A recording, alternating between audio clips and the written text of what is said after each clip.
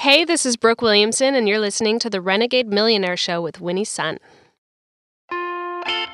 What's up, y'all? This is Chitty Bang, and I'm on the Renegade Millionaire Show, the podcast that profiles entrepreneurs, founders, and CEOs. Join us as we go one-on-one inside the hearts and minds of some of our generation's best and brightest. And now, introducing your host, my friend, Sun Group Wealth Partners Managing Director, CNBC and Forbes.com contributor, Winnie's son. Hi, everybody. Thanks for tuning back in to the Renegade Millionaire Show. We are taping here in beautiful Southern California in LA at TuneIn Studios.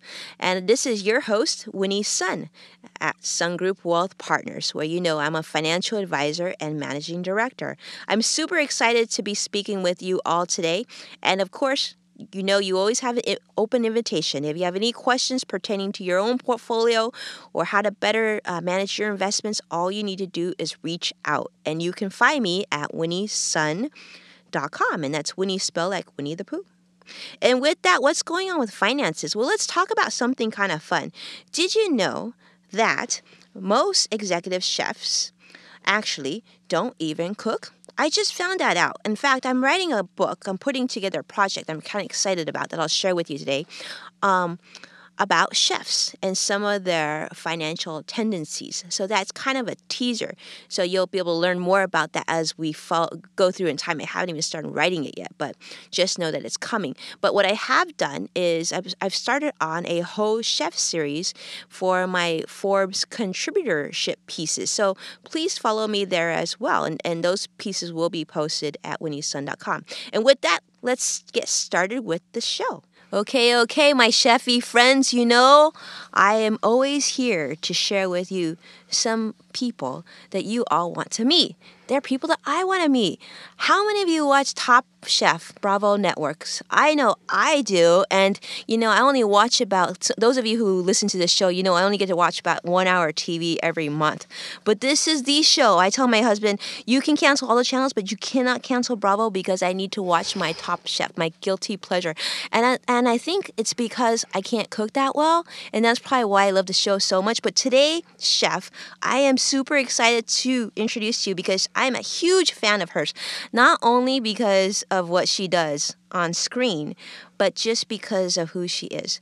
Brooke Williamson, welcome to the show. Thanks so much for having me. Well, thank you for coming down. I want to thank you. I know you're so super busy, and you made the time to come in our beautiful little studio, so thank you. Absolutely.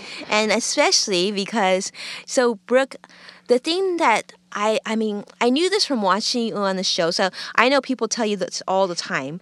But when someone watches someone like yourself on the show, we're like, oh, I already know you. Like when you walk in, oh, hi, Rick, so great to see you again. I get that all the time. People say hi to me on the street, and I kind of have to decide whether I'm going to pretend to know them or act like I don't. I feel like I should know everyone at this point. Yeah, you know, it's like, how do you, and that's something maybe UTV channel's got to figure out, how to let people know who's watching them, right? That's social content there. But on that note, I think it was so interesting to watch you on Top Chef, and you did such a remarkable job. You ended up being runner-up of season 10 in Seattle, right? Mm-hmm. Not the cheeriest place, I believe, because it's a little rainy, but you did awesome. I loved Seattle. Did you? From what I saw of it. Yeah. No, I had a lot of fun. I mean, if you had asked me while I was doing it, if I was having fun, I probably wouldn't have said yes. But reflecting, it was a beautiful place to be. I got to go to Alaska. I got to do so many things, so I can't complain. Everything was clean and crisping. It was gorgeous. Right? It was gorgeous. Yeah. It actually rained very little while I was there. It was during the summer, so. Top Chef magic. That's what happens. Chefs come in and the rain goes away. Well, that's awesome. Well, I guess as a fellow mommy, I have to ask you this because from what I hear, Top Chef is kind of like a mini boot camp. You're not allowed to be around a lot of civilization, right? Correct. I mean, you're kind of kept in your little group of people or large group of people. there's not a whole lot of communication with the outside real world. Which wouldn't be so difficult if you were single and introvert and didn't like people. But you were kind of the opposite, right? I mean, you had some people that actually loved you back home, including your son. Yeah, I mean, my husband and son, they were their own little family for a couple of months. My son at the time was 4.5. My husband was running both of our restaurants that were open at the time, and being a single dad. So I don't think it was easy on anyone. Wow. And it must have crushed you not knowing how they were, because you can't talk to them every day. Right? Yeah, Or text I mean, them. honestly, when people say what was the hardest part about doing Top Chef, and I can honestly say it was leaving my family. I mean, my son wasn't really old enough to understand why I wasn't coming home, and so it was really sad. And there, I kind of cried at the drop of a hat, which isn't really me. But when people talk about how they feel like they know me, they feel like they know me as a really emotional person. And you're not. And I think I am an emotional person, but I think that part of what people caught on camera from when I was filming was just sort of me not knowing how to survive without my family. I mean, my husband is kind of always by my side. We work together, and I don't have a ton of help as a parent other than my husband raising our child. So, not having that responsibility, it was nice on some levels. Right. At the same time, it was really, really torturous.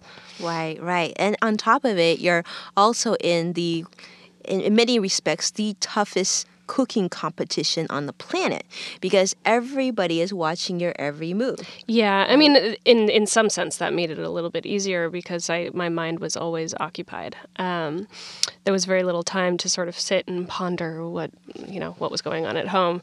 I was sort of entrenched in what was going on around me at all times. It was as stressful as it looks like on TV, if not more. Wow, that's incredible. Well, you did such a great job. I remember thinking, wow, Brooke is so calm and collected. And you were just like that silent force. You were always classy, always nice. Thank you you. were strong. Well, thank you. I definitely think that that's one of my stronger traits, is being able to keep my composure and keep my calm. That's kind of just how I am in life. I don't really see the sense in overwhelming my mind with things that I have no control over. So that's not to say it doesn't completely tear me up inside and stress me out, and that I just have an ability to reflect that in a way that seems really calm. Yeah. And I think that's good, because it's like a mental strength that we as parents can then share with our children, because there's a lot of challenges. And to run 2 restaurants, now 3 restaurants, it's not for just anybody off the streets. No, and I think that a lot of my personality actually comes from my experience in the kitchen. I've been cooking a very long time. I started cooking professionally at 17 years old, which is almost 20 years. And and I think that, that's a very important ability to have in a kitchen, is being able to keep your composure and keep your calm. And I think that that's helped me a lot in life, a lot as a parent, a lot in competitive situations. I think it's a great trait for a parent. It is, because our children feed off our energy, right? Absolutely. Yeah. Well, I want to talk about that. So you started cooking professionally when you were just 17 years old. And I read in your bio that you kind of always knew that you wanted to cook. Oh, absolutely. Since I was 6 years old or so. What did you cook when you were 6 years old? I mean, what a 6-year-old can cook. I mean, I made pancakes and experimented a lot, and a lot of things didn't work out. But it was something that I always knew I wanted to do professionally. I couldn't see myself as anything other than a chef or someone who had a restaurant as an adult. There was a phase that I went through where I wanted to be the first female baseball player because I didn't think it was fair that women had to play softball. But that didn't pan out, and so I stuck with my original thought. That's pretty cool, because let me ask you this. So what did mom and dad think when you said, I want to cook? Well, I mean, like everything else in my life, I went through phases as a kid, and they found my education very important. So I went to college for a year to satisfy their need for me to continue my education. And I came back after 1 year and I kept saying, I just want to work. I just want to cook. And so I ended up working in a kitchen, in Hollywood. And it was the first time my parents had ever seen me do something 100% and not want to call in sick or not be tired after a 16-hour day. And they realized how passionate I really was. And they said, you know what, you're an adult. You do what you want to do, and we'll save our money on your college education. Good for them. So at that point, they supported you. They were very supportive parents. I've been very fortunate to have parents like that. Yeah, especially in the culinary world, because it's not easy to see your daughter work that hard in the kitchen, right? Yeah, and I was generally at that age the only female in the kitchen, other than in the pastry department. It was kind of more so divided at that point than it is now. So can we talk about that a little bit? I know obviously there's a lot of challenges in the chef world. From some of the statistics I've read, it's mostly men that run kitchens. I mean, I don't really know what the statistics are anymore. Mm-hmm. I know that when I first started, it was not common to have, a 17-year-old girl working a grill station. I spent a lot of time in kitchens where I was the only female. I feel like that's changed a little bit at this point, and perhaps I just kind of don't pay attention as much as I once did. I see myself as a chef and someone who loves food, and I appreciate all of those around me who do the same, and I kind of don't look at gender as much as I once did. Good. Well, I see that you attended cooking school at 15. Mm-hmm. It's a local school in Los Angeles. Good. Yeah. Well, it's so young. It's incredible. You're like the child prodigy of the cooking world. It's incredible. Go that far. There are a lot of very young people these days who are doing much more incredible things than I was at the age of 15. I don't know. You were also the youngest female chef ever to cook for at the James Beard house. Yes. How was that like, and what did you cook? Oh, I cooked, it was a kind of standard 5-course meal for about 120 people. And it was, I think I was 20, just turned 22 at the time. I was a chef at a place called Zach's in Brentwood, and was invited to cook at the house. And I was like, oh, cool, awesome. Let's go to New York. Let's pack up a bunch of stuff. And, I just kind of pulled off a dinner the best that I could. And I think I did it pretty well. I don't really remember. I didn't realize what an honor it was at the time. Reflecting on that, I do realize how huge that is. And I feel like people introduce me as that person a lot. And it definitely holds a big weight in things that I'm proud of in my life. Yeah, you should be. I am so impressed. Not only that, the thing that I thought was really interesting as somebody who loves to watch Top Chef was, what I admired about you was that you weren't just a chef who cooked at a restaurant, who then gave up 2 or 3 months of your time to go and cook and compete on Top Chef. But we're talking about someone who owned 2 restaurants and had a toddler on top of that. So it's not like you just said, okay, boss, I'm leaving for a few months. See you later, I'll come back, right? But you actually were running a business. It was a decision that I definitely did not take lightly. They called me for 3 or 4 years straight before I finally said, you know what, this is the last time they're going to call me, and I really need to make a decision. Say yes. I kind of have to say yes at this point, unless I'm never going to say yes. Mm-hmm. So, the first time they called, I just had a baby. Second time they called, I just opened the Triple. Hudson House.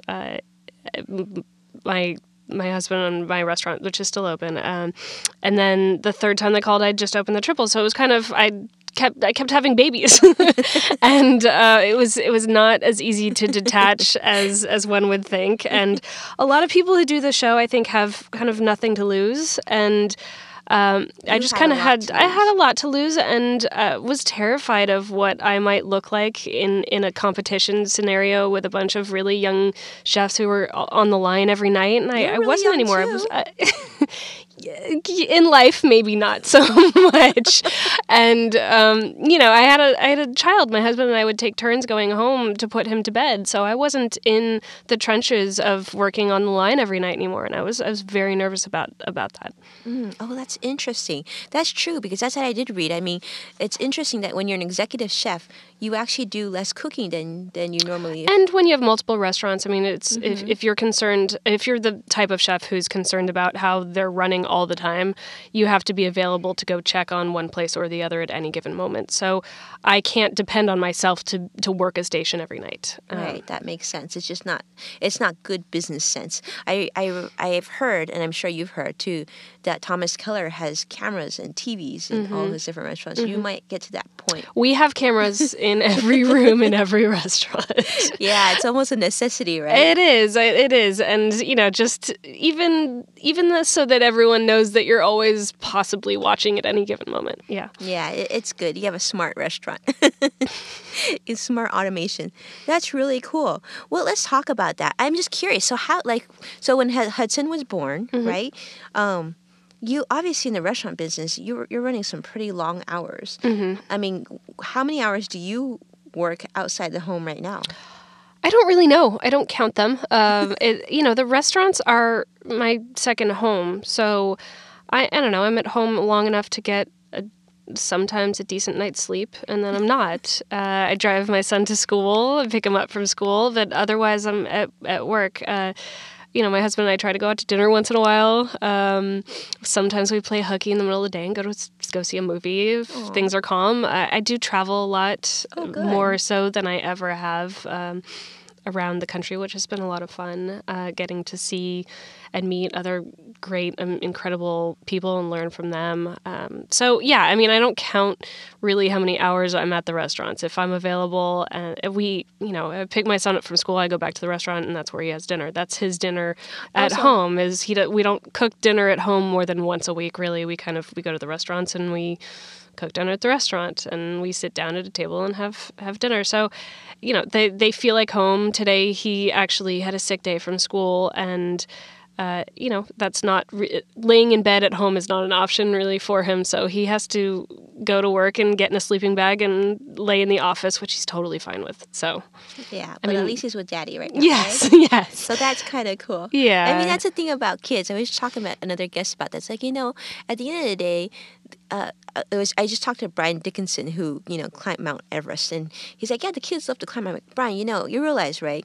If you were sitting in front of the TV and you like to watch TV, the kids would be happy just sitting with you watching TV. The kids just want to be near you. Right. They could care less what you do. Yeah, and he loves to be involved. He really loves the staff is his second family as well. So, they all treat him like one of their own, and he'll stand behind the counter and give out samples of ice cream, and so he treats the restaurants like they're his own, because eventually I suppose they will be. Well, not only that, I mean, you have pretty cool restaurants. I read that. I mean, you have a pretty significant ice cream theme going on there.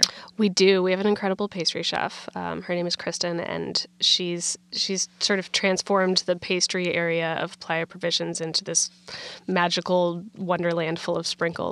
It's really beautiful. And we do full pastry. We have a whole cafe with prepared salads and juices and coffee, and we have a whiskey bar, which is one of my favorite places. And then we have a seafood restaurant, and then the other two restaurants, the Triple and Hudson House, are a little bit less formal and they're more gastropubby. So which one represents you the most? Oh, that's an impossible question to answer. They all are different children. Yeah, I mean they all together represent my husband and I. They are all pieces of our brains that have, I feel like, come together really well in as a whole. So as you paint this restaurant picture for me, the next restaurant, what is it going to look like? What's the next, it doesn't have to be a restaurant. What's your next project going to look like? Well, actually, in the next couple of weeks, we're opening a retail store, which is completely foreign to me. The retail aspect, I've stepping out of a kitchen and selling stuff is definitely not something that I'm used to. But this store has is starting to come together. We've been ordering inventory for it, and it's mostly, I'd say it's about half cookbooks and then half cool artisan products from around the country that we've sourced in and had a lot of fun doing. And it's a store that literally I walk into as we're stocking it every day. And I say, I want one of those. I want one of those. I want one of everything in the store. And my husband's like, we need to make money at some point. We have to sell this stuff. We can't take it all home. So give me an example of, okay, so you walk in with me, okay, and we have our shopping basket. So what would you say, Winnie, you need to get? Tell me some of the things that we should definitely get. Well, we have a lot of great books. We have a lot of friends who are chefs who have some really incredible books, and we'll have some book signings from all those people. How fun. And so I'm hoping to do at least 1 or 2 book signings a month. And then we have, gin making kits and bitters making kits, and then we have baking stuff and aprons and utensils and really cool, cute stemware and salts and jams and caramels, and so we're kind of across the board culinary one-stop shop. And so it's like a hip Williams-Sonoma. Yeah, with much smaller production stuff. And my husband actually makes cutting boards. He does a lot of woodwork, so he's selling his cutting boards in there. And it's behind the Triple, so you have to actually walk through the restaurant to get to the store. So where's that address? Can you give that to us? 333 Culver Boulevard in Playa del Rey. Wow. And the front of it is the Triple, which is one of our gastropubs, all craft beer and wine. And then you walk through the back door, and it's called Triplicate is the name of the store. Very cool. And that's open now or not yet? June 8th will be open. Oh, wow. So, Susie, we got to put that on a list. We're going to go visit for sure. Please. That sounds amazing.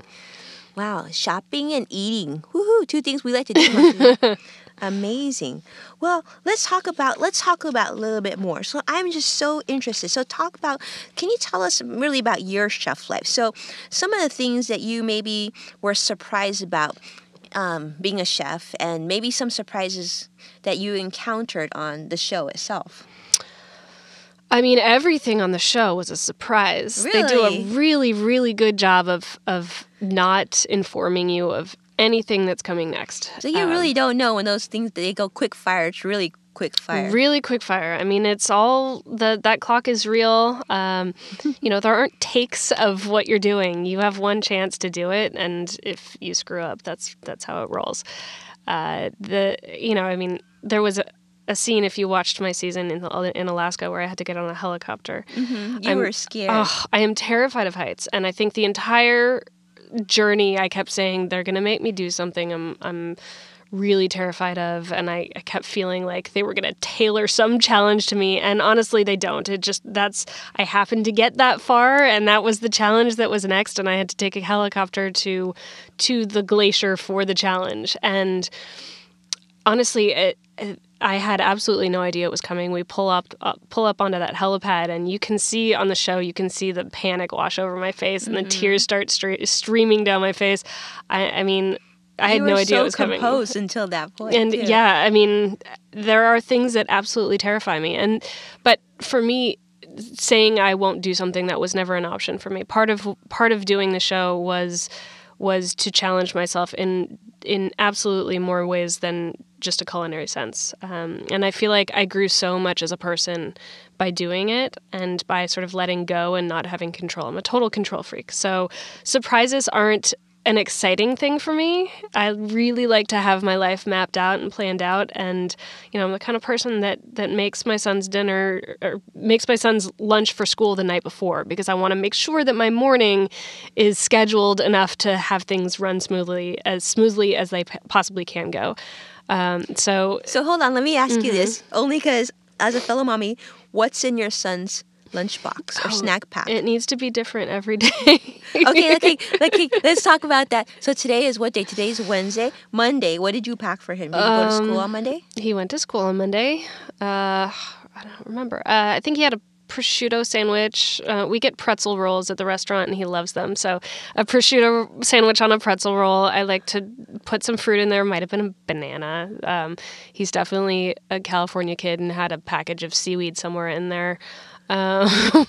I'm kind of loving this. I don't know. It's different every day. I can't fathom the thought of him eating the same lunch every day. Because, if I were the teacher, I'm like, okay, honey, so I know Hudson, yeah, your mommy's top chef, and make sure. I want to see what you're bringing in.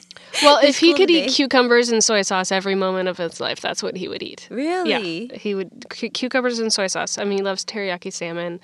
Yeah, he's an adventurous kid in terms of food that kids eat. But he doesn't like anything mixed together. He likes everything separated. Like everything separated. It's irritating. Categories. No scallions. No scallions? No scallions. So if we were to ask him what mommy cooks best, what would he say? That's a good question. I don't know. I cook different stuff all the time. I cook a lot of Asian food at home. I feel like it's just a really great, simple, clean way to eat. And every type of Asian food, really, I love. So I think he got that from me. I ate a lot of Asian food when I was pregnant. So he got the soy sauce gene. I love it. Well, let's talk about, so what did you, okay, so I want to go back to Top Chef now, so we can kind of talk about, so what is something that you learned from Top Chef that will always stick with you? Top Chef really taught me how to control my thoughts and sort of guide them in a direction and stick with it, to not second guess myself, because there's no time for that in competition mode. So now when I'm developing a menu, I kind of go with my first instinct. When I'm developing a dish for an event, or, I've done a lot of challenge stuff since then, and I really, honestly, I pick a direction and I commit, and it doesn't always work out, but that's life. So yeah. I think it taught me to not second guess myself so much. You're like Chef Yoda. Like really. My husband would disagree. Really? I kind of love the mental strength of Brooke Williamson right now. I'm feeling the power of the woman right now. Really? The female chef. I love that. I think your next book should be like Brooke Williamson, Chef Yoda. I mean, that's demanding a lot. Okay, well let's go to the fun part then. Okay, so let's talk about. Do you have any of the dishes from the show that are served at your restaurant? There was actually a dish that I made in the finale that I put on the menu just before the finale, and then I made it in the finale, and that's been on the menu ever since. It's the pig ear salad. Ooh. And it's like a chicory salad with an apricot vinaigrette, like a dried apricot vinaigrette, and a poached egg, and then crispy pig ears over the top. It was yummy. It was not my best dish in the finale. There was some critique about my crispy pig ears, but it's actually a dish that does really well at the restaurant, and I refuse to take it off, because if I'm getting people to try pig ears at their own will, then I'm real happy about that. That's pretty cool. And not only that, you come to a restaurant, you want to taste something from the competition. It makes it fun. Yeah, right? I think I probably made a lot of stuff during the competition that I have on the menus of the restaurants. It's just, I put stuff on the menu that is the style of food that I make, and I think that comes off pretty clearly. Yeah, you stay consistent, basically, to your style.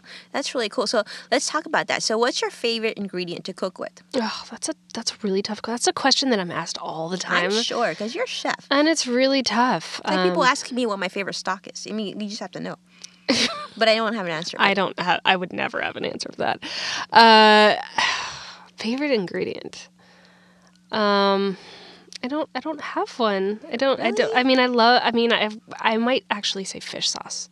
Okay. Yeah. I mean, which is funny, because I cook a lot of Asian food at home. Uh-huh. I cook very little Asian food at the restaurants, because my restaurants sort of are all-encompassing American, sort of produce-heavy, simple food. But I feel like fish sauce is one of those beautiful, salty ingredients that enhances anything, and it doesn't need to be Asian-inspired. Interesting. Do you make your own fish sauce? I don't. That's a really great project idea, though. Well, I think you could kick butt in that. Yeah, I'll get right on that. Yeah, I think Hudson would enjoy that trip. That journey. Totally. I mean, he would. Did he cook? Or do you cook with him? We cook together, absolutely. I mean, every Sunday morning we have a tradition. We make crepes every Sunday morning together. That's sort of he wakes up on Sunday mornings and he says, it's crepe day, regardless of how I feel or whether or not I want to get out of bed at that moment. And then... Yeah, he came home one day and said he wanted to make dumplings. We made dumplings. He cooks a lot at the restaurant. He'll like peel shrimp. Right he'll peel shrimp at the restaurant. He'll peel carrots. He loves sort of doing remedial tasks at the restaurant because he makes him feel included. No, it's remedial. Well, but I do too. I love doing those things too, and I think it's just maybe he got that from me, but it's he likes to feel included. Very cool. And so you're gonna do fish sauce, right? Sure. We're having it on record. You and Hudson going to make some fish. Ask me in a month where I'm at with that, and hopefully I'll be somewhere with it. I'm going to come down and taste this Brooke Williamson's fish sauce. My son, this weekend, we were like, we grow a whole bunch of stuff in my backyard, and I told you I had little ones, 3 under the age of 6. So you're always thinking of different things to do, and we grow all this stuff, organic produce, and Mom's not big.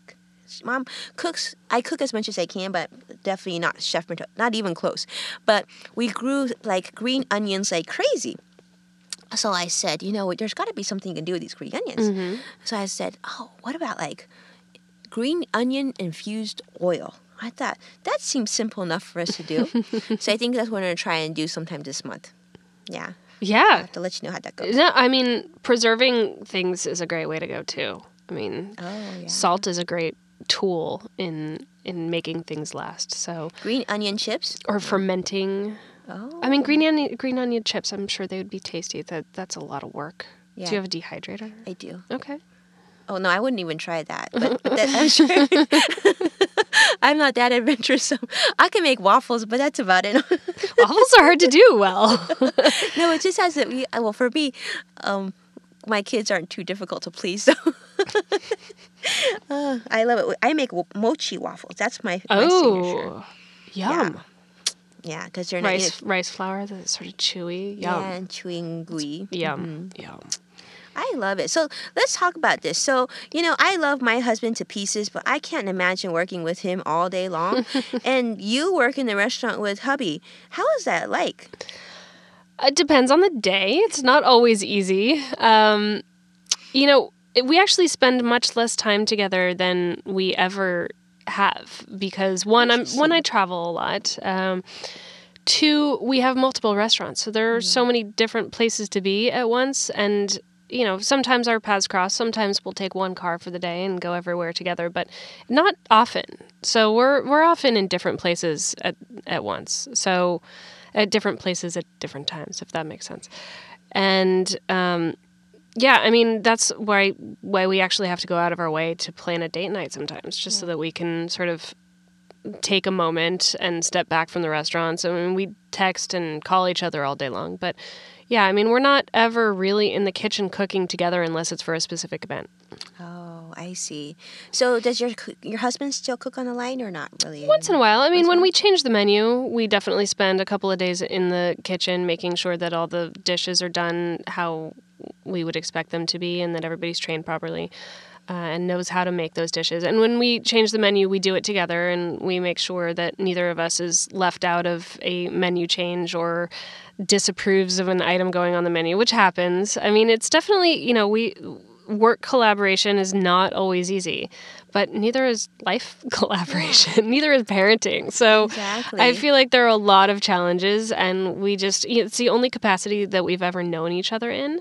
We've never known each other as individuals outside of work. So you met in the kitchen? We met in the kitchen, yes. Okay, so who's the better chef? Are you trying to start something right now? We complement each other in many ways. Okay, well, Brooke, you were on the show, and we have different strengths. He is not a TV person. He does not like cameras in his face and does not like explaining what he's doing while he's doing it, which is a huge part of TV. And I think that a lot of people don't understand that you can be an incredibly brilliant chef and not do well in these competition scenarios. Most chefs in their own kitchens don't cook against a clock, and they don't have to come up with a dish and not be able to experiment with it before they they come out with a perfect plate of food. So, it definitely takes a certain type of person to be able to cook under that type of pressure. Yes, absolutely. I think a lot of people don't realize how difficult it is to be in front of the camera, because you're on every single moment and people looking at every single detail. The first time I was on CNBC, it certainly spooked me and I used to own a television audience production company before I went into wealth management, but I never had the true appreciation for those of you who are in front of the camera like you did, because it's so much work and so much energy. By the time the camera turns off, you're physically exhausted. As if you had run a relay that day. Yeah, right? I feel like I get much more easily mentally exhausted than I do physically exhausted. I kind of feel a lot younger physically than I do mentally. I just, being able to voice what you're thinking and what you're doing and doing it at the same time. It's really, it's difficult, and it's something that I feel like I've had a lot of practice doing, so perhaps I do it better now than I ever have, but it was never something that came easily to me. Well, that's really impressive. Now I'm going to switch a little bit to the business sense, because, those who are my clients, and some of you who have listened to the show know, sometimes I'll say, I think that as business owners, you have a responsibility to not only your staff and your team, your existing clients, or in your case, patrons, to be known. I always say it doesn't matter if you're the best chef in the world, or in my case, the best financial advisor, let's say hypothetically, in the world. But if nobody knows that you exist, you essentially don't exist. So you have a responsibility to be out in the public telling your story so people can actually get to your restaurant and taste your creations. Sure. Right? Yeah, absolutely. I always say I'm a chef at heart. I love the kitchen. I love food. I love the restaurant business, and that's kind of where my heart lies. The extra stuff that I do, the TV stuff, the radio stuff, the competition stuff, the everything that I do, I feel like is to what am I trying to say? Everything that I do outside of the restaurant is to help ensure that what I do within the restaurants is stronger, and that there's less of a chance of failing at what I really love to do. Exactly. It's a responsibility to your team, right? Yeah, and it's fun too. I have a lot of fun doing TV, and I have a lot of fun getting out there, and it's given me an opportunity to learn so much over the last couple of years. But if I could sit in a kitchen all day and create, that's what I would do. But I can't make that something that exists without doing all the rest. Yeah, the business side of it is just as important. Absolutely. So good. Well, with that, I think I want to just hear if let's talk about real quick just your next projects. Do we have a book? What do we got going on? The book question. The book question comes up every time I talk. I do not have a book in the works as of yet. I'm really trying to find the right story to tell, and I don't want to write a book just to write a book, just to be a chef that has a book, because I feel like there are enough chefs who have books. But I want to do something that's really special and that's important and that I can be proud of for the rest of my life. So I'm really waiting for the right scenario and the right topic, and I haven't quite figured that out yet. I'd love to see you do a book about cooking and teaching food with your child. Yeah, I've thought about that. I mean, that's definitely something that is a huge part of my life. So, I think that there's a bigger story to tell than, maybe the menu at one of my restaurants. So, yeah, I think that would definitely be incorporated because that's part of who I am. Yeah, I think that'd be really cool. So I guess my question on that, I mean, we've talked so much about Hudson. So, I mean, what do you hope to teach Hudson about working and finances and owning a business?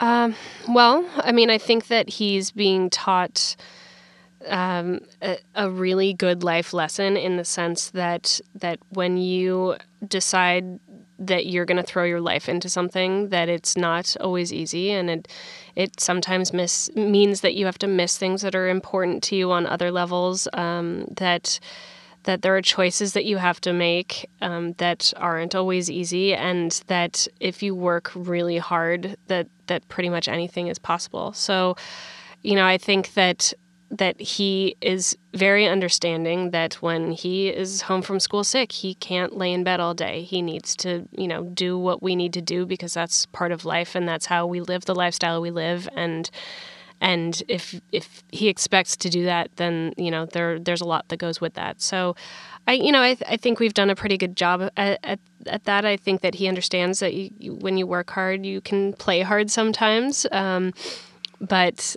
that it's not always easy. And that's probably one of the best things a child can learn, is just seeing by example hard work, and that you don't have to be afraid of hard work, because with hard work, like when I first worked at Smith Barney, I hired there, they told me something which completely is true. They said, Winnie, if you work like most people don't for the first 3 years of your financial life here with us, you'll live like most people don't for the rest of your life. Right. And they were absolutely right. And so I'm grateful for that. Absolutely. Yeah. And I also think a big part of that is doing something that you really love. Because I think that sometimes when you do what you love and you're really passionate about something, it doesn't feel like work. So I feel like I can throw my entire life into restaurants because I'm really passionate about it. And I don't count how many hours I'm at work, because that's just my life. And I'm totally fine with that because I'm happy doing what I'm doing. And if my son doesn't want to do that, I just hope that he finds something that he feels that passionate about in life, and that that it's easy for him, because I feel like my life is pretty easy. And yes, I juggle a lot, and there are constantly things that I am forgetting to do or that I'm missing out on, but I feel like the other side of that is just doing something that I love. So yeah, it's easy because I think about it this way. If you think about it, you are lucky in your life in that you are in a profession that's perfectly aligned to your personality. Mm-hmm. And so many people struggle with that and don't ever find that throughout their lives. Mm-hmm. So that fortune and also hard work and dedication and true talent is created magic for you. In this case, Chef Yoda. So far, so good. We've definitely had our hardships, but okay. So I'm gonna ask you one last question because I'm sure you got to run. But so, favorite ice cream flavor? Oh, at your location? Oh, at my restaurant. Of course. I'm gonna have to go with chocolate malted crunch. One, because it's really good, but two, because it has a huge nostalgic placement for me. As a kid, I used to go to Thrifty Junior and get one of those sort of square scoops of chocolate malted crunch on a sugar 39 cone. cents. So, oh my God, so good. And I think that nostalgia mixed with a really well done and beautifully made ice cream, that would be my favorite flavor. Can you buy a tub of it at your restaurant? No, we're working on that. You actually have to have a specific type of kitchen to be able to sell tubs, but really? You can come in and get some to go. Can I ask for a Top Chef? I'll personally hand deliver some for you. Oh, because my kids would just pass out if I took that home. He's so happy. Well, with that, thank you so much, Brooke, for being on our show. Brooke Williamson, absolutely. What a treat. You are even sweeter in person than on TV. And you are really darn sweet on TV. Oh, thank you. You're not so bad yourself. Oh, thank you so much. And with that, this is Winnie's son. Thanks for tuning in to the Renegade Millionaire Show. Always so grateful that you tune in and listen to us. I don't even know why you do, but I love it that you do. And with that, you can always follow me, and I'll tell you later. But let's find out how we follow Brooke. How do we follow you? Ooh, in what sense? So social media. Social media. I'm at Chef Brooke W. pretty much on everything. So cool. Brooke Williamson on Facebook, but otherwise it's at Chef Brooke W on Facebook. On Instagram and Twitter. Great. So absolutely you've got to follow her. Her Instagram photos must be off the charts. So I'm certainly going to do so. And if you're in the area, let me know and I'll meet you there for some ice cream. Sounds like so much fun. So this is Winnie's Son. You can find me at winnieson.com, and on Twitter, I'm super social there at SunGroupWP. So until next time, talk to you later.